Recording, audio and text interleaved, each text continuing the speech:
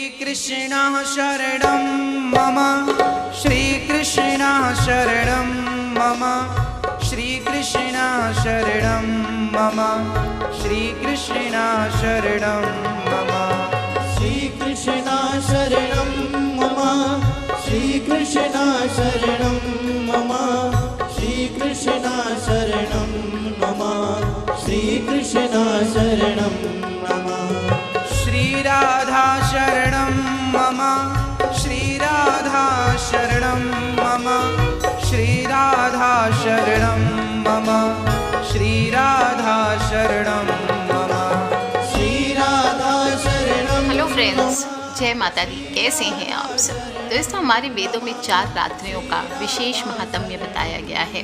दीपावली, जिसे हम कालरात्रि कहते हैं, शिवरात्रि, जिसे हम महारात्रि कहते हैं, श्री कृष्ण जन्माष्टमी, जिसे हम मोहरात्रि कहते हैं, और होली, जिसे हम अहोरात्रि कहते हैं। और जैसे ही कृष्ण जन्माष्टमी का समय आता है, मोहरात्रि आती है, लोग बहुत ही उत्साहित हो जाते हैं।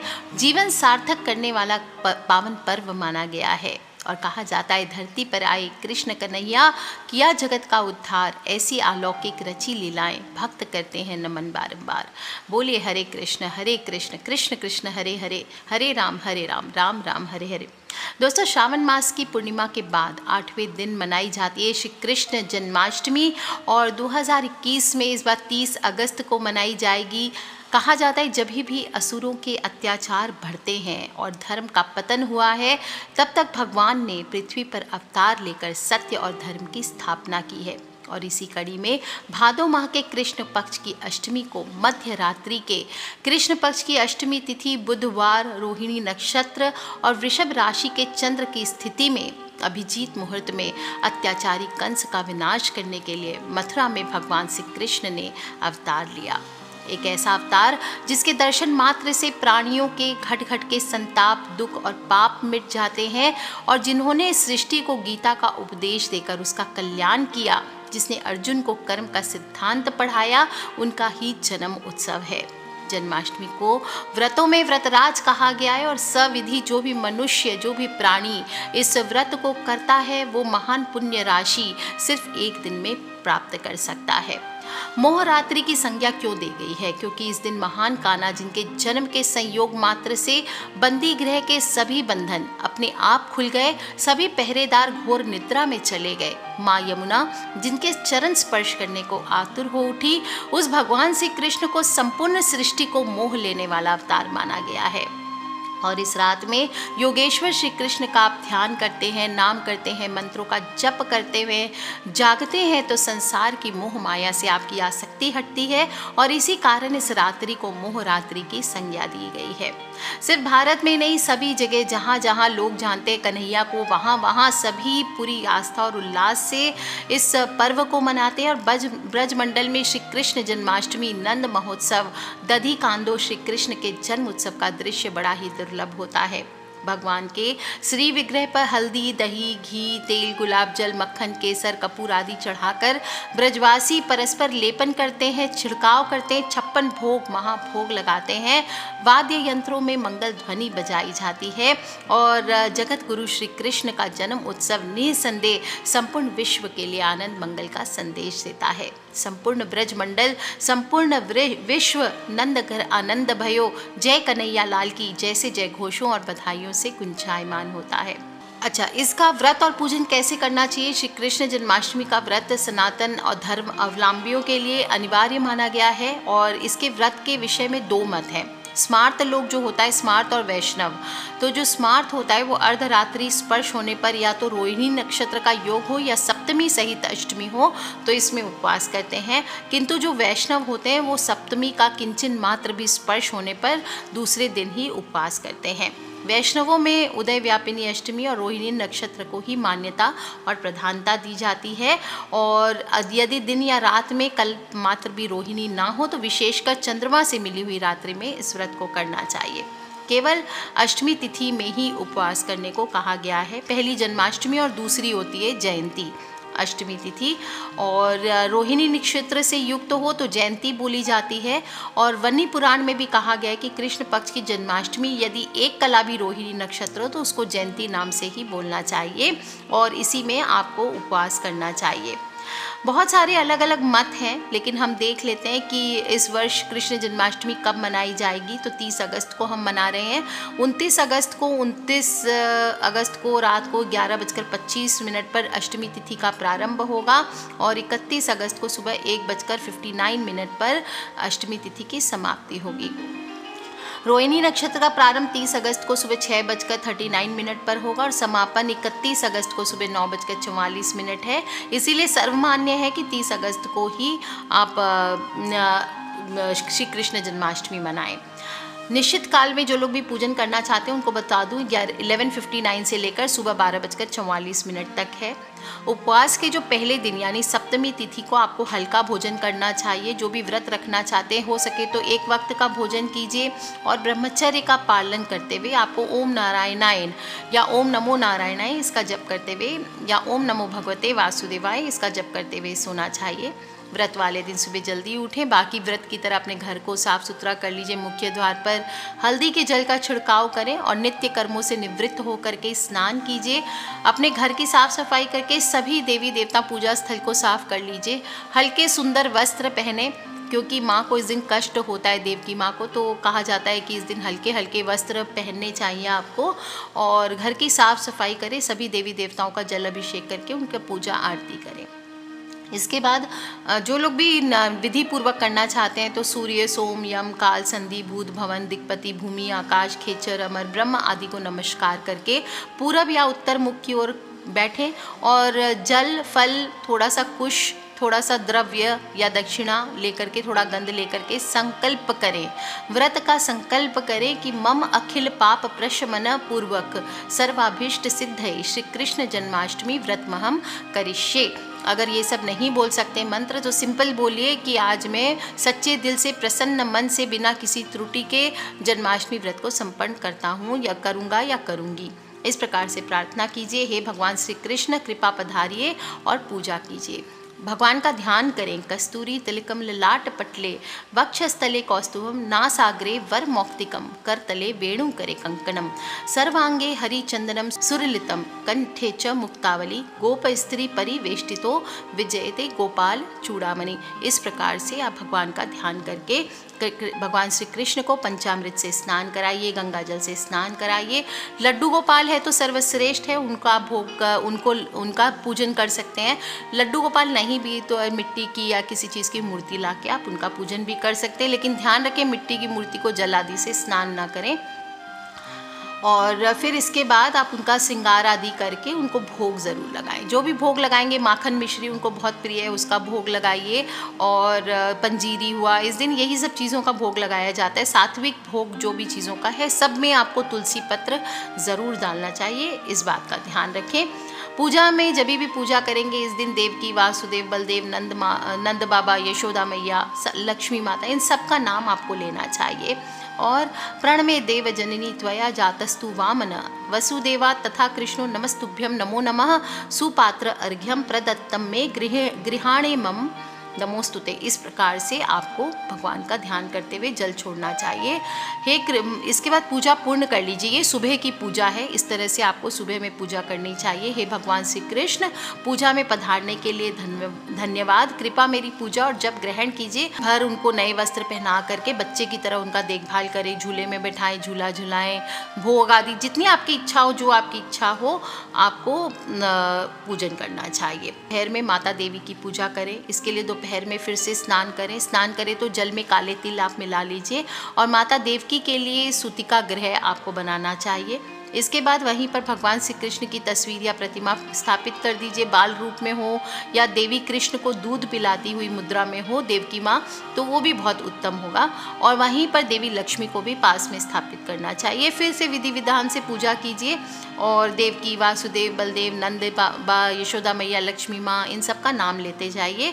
और फिर से उनको नमस्तुभ्यम नमो नमः करके सभी चीज़ें आप उनको अर्घ्य आदि दे करके उनका पूजा कर लेते हैं। इसके बाद दिन भर मन में शांति से ओम नमो भगवते वासुदेवाय, ओम नमो भगवते वासुदेवाय ऐसा बोलते हुए आप दिन भर व्यतीत कीजिए। और रात में 11 बजे के पहले ही आप सभी जन्माष्टमी के लिए जो आपको पूजा सामग्री चाहिए वो सभी चीज़ों को एक जगह कर लीजिए। चौकी हो, लाल वस्त्र, बाल गोपाल की मूर्ति, गंगा जल, मिट्टी का दीपक, घी, रुई की बाती, धूप, चंदन, रोली, अक्षत, तुलसी, पंचामृत। पंचामृत में दूध, दही, घी, शहद और शक्कर का मिश्रण होता है। माखन, मिश्री, पंजीरी आदि जो भी मिठाई आप चढ़ाना चाहते हैं, फल, अजवाइन बना सकते हैं। बाल गोपाल के लिए वस्त्र, श्रृंगार की सामग्री, मुकुट, मोतियों की माला, बांसुरी, मोरपंख, इत्र, फूल माला, फूल और झूला, पालना जो लोग भी रखना चाहते हैं। और फिर भगवान श्री कृष्ण की पूजा निश्चित काल यानी कि आधी रात को होती है। तो माता देवकी ने मथुरा स्थित जो कंस के कारागार में कृष्ण को आधी रात में ही जन्म दिया था। और कंस के डर से देवकी के पति वासुदेव ने कृष्ण भगवान को टोकरी में रखकर रातों रात नंद बाबा और माता यशोदा के घर नंदगांव पहुंचा दिया था। और इसीलिए जन्माष्टमी की पूजा मध्य रात्रि को ही की जाती है। शुरू करने से पहले रात को 11 बजे फिर से स्नान कर लीजिए। घर के मंदिर में सभी सामग्री रख लीजिए जो मैंने बताई है, और पूरब दिशा की ओर मुख करके बैठ जाइए। पालने को सजा लीजिए और चौकी पर लाल कपड़ा बिछाकर लड्डू गोपाल की मूर्ति स्थापित करके पूजा का प्रारंभ करें। श्रृंगार भोग के साथ एक चीज़ बहुत ज़रूरी है इस दिन, नहीं तो इसके बिना कृष्ण जन्मोत्सव अधूरा माना जाता है, और वो है खीरा। अगर आप हर चीज़ विधि विधान से कर रहे हैं तो खीरा ज़रूर रखें, क्योंकि खीरा से नंदलाल काफ़ी प्रसन्न होते हैं और भक्तों के सारे संकट कट जाते हैं। लेकिन जो खीरा आप लेके आएंगे उसमें थोड़ा सा डंठल होना चाहिए। पत्तियां हो तो अच्छा है, नहीं तो कम से कम डंठल होना चाहिए। और इसके बाद जब माँ की कोख से बच्चे के जन्म के बाद माँ से अलग करने के लिए गर्भनाल को काटा जाता है। इसी तरह से जो खीरा है उससे जो जुड़ा हुआ डंठल होता है, इसको गर्भनाल माना जाता है, क्योंकि इस दिन ये नाल काट करके कृष्ण भगवान को देवकी माँ से अलग करने की प्रक्रिया की जाती है। इसलिए रात को 12 बजे या अर्धरात्रि के समय सबसे पहले शंख बजाएं, घंटों से निनाद करें और श्री कृष्ण जन्मोत्सव संपादित करें। जोर जोर बोले, आल की पालकी जय कन्हैया लाल की, हाथी दिने घोड़ा दिने और दिने पालकी, आल की पालकी जय कन्हैया लाल की। इस प्रकार से आपको इनको जन्म उत्सव करना चाहिए। और जैसे ही जन्म कराते हैं तो खीरे को आप ज़मीन पर पटक के फोड़ सकते हैं और उसमें से आप लड्डू गोपाल का जन्म करा सकते हैं। या शालिग्राम जी हैं तो शालिग्राम जी को निकाल करके उसमें से स्नान आदि आपको कराना चाहिए। और सिक्के की मदद से, चाकू नहीं लगाएं, सिक्का जो होता है कॉइन की मदद से खीरा और डंठल को बीच में से आप काट सकते हैं। इसके बाद फिर से शंख निनाद करें और फिर श्री विग्रह का षोडशोपचार पूजन कीजिए। 16 चरणों में पूजन होता है। तो इसके लिए सबसे पहले बाल कृष्ण की मूर्ति है या लड्डू गोपाल जी है, उनको एक पात्र में रखकर दूध, दही, शहद, पंचमेवा, सुगंध युक्त जल और गंगा जल आदि से स्नान कराएं।